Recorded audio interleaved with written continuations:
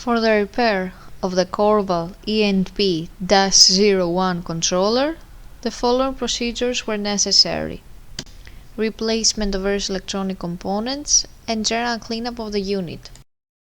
For testing, we have a volt AC power supply, a potentiometer and a multimeter to measure the milliamp output. As we near the set point by manipulating the input signal with a potentiometer, the milliamp output can be seen on the multimeter screen, and it's 4 milliamps. As we get further away from the set point, the milliamp output is 20 milliamp.